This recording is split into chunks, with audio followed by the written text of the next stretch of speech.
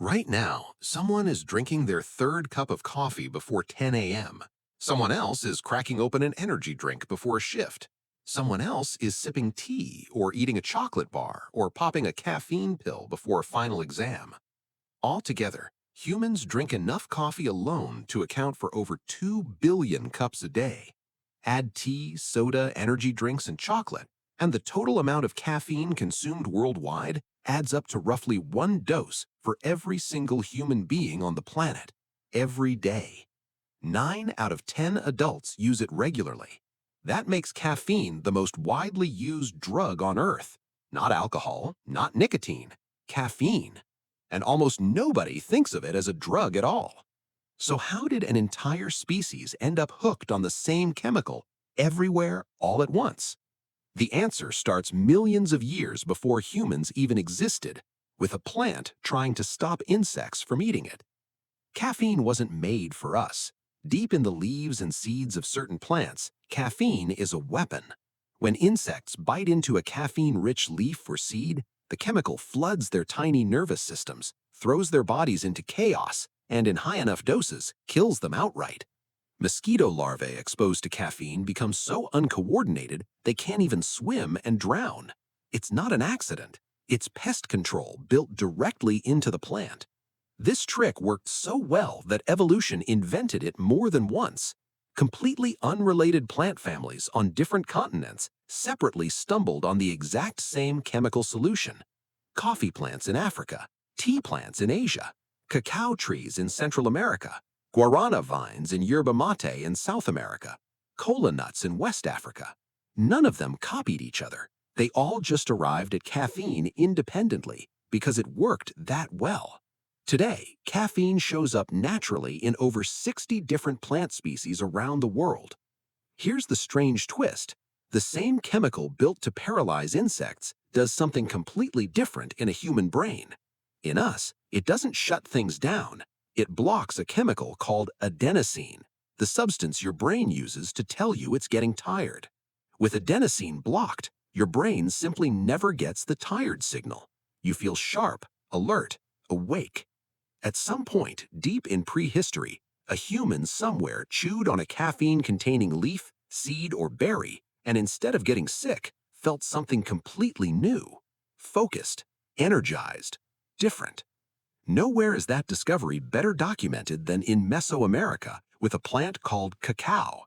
As early as 1500 BC, the Olmec people were already grinding and brewing cacao seeds. The same seeds we now know contain theobromine, caffeine's close chemical cousin. The Maya who came after them didn't just enjoy cacao, they treated it as sacred. It appeared in creation myths, marriage ceremonies, and religious offerings. Priests brewed it specifically for rituals. It was so valuable that cacao beans were literally used as currency. By the time of the Aztec Empire, this had reached staggering scale. Cacao was collected as tribute from conquered regions, hundreds of thousands of beans a year flowing into the empire's markets. The Aztec Emperor Montezuma reportedly drank as many as 50 cups of a frothy chocolate drink in a single day. Aztec soldiers were given portable cacao powder they could mix with water on the march, using it deliberately as a stimulant and energy source before battle.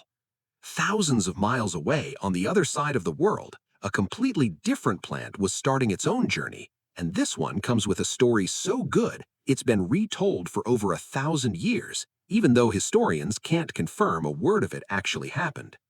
According to legend, sometime around 850 AD, an Ethiopian goat herder named Kaldi noticed something odd about his goats. After grazing on the bright red berries of a particular shrub, they wouldn't calm down. They pranced, they leapt, they refused to sleep. Curious, Kaldi tried the berries himself and felt the same sudden surge of energy. He brought the berries to a local monastery, where the story shifts depending on who's telling it. In some versions, monks threw the strange berries into a fire as suspicious or evil, only to be stopped by the incredible aroma that filled the room as they roasted. They pulled them out, ground them, and mixed them with hot water. They had just made the first cup of coffee in human history, allegedly. The earliest written version of this exact story doesn't show up until the year 1671, written by a European scholar over 8 centuries after it supposedly happened. It's a beautiful story. It just might not be a true one. What we do know with much more confidence is what happened next. Coffee reached monasteries in Yemen, and Sufi monks began drinking it deliberately, specifically because it let them stay awake through entire nights of prayer and devotion. For monks whose entire spiritual practice depended on staying alert for hours in the dark, coffee wasn't a lifestyle choice, it was a religious tool. But not everyone welcomed it. In 1511, the governor of Mecca grew alarmed how coffee houses were becoming gathering places for gossip, poetry, and political talk. He declared coffee forbidden. The ban didn't last. The Sultan overruled him within the year, and coffee kept flowing. Decades later, an Ottoman sultan tried banning it again, worried about the same thing: too many people gathering, talking, thinking freely in coffee houses. Even parts of the Ethiopian Orthodox Church banned coffee for a period, viewing it with suspicion. Christian Europe had its own moment of panic. When coffee reached Italy in the 1600s, a group of clergymen petitioned the Pope to ban it, calling it an invention of Satan meant to corrupt Christians. According to the story, Pope Clement VIII insisted on tasting it himself before making any decision.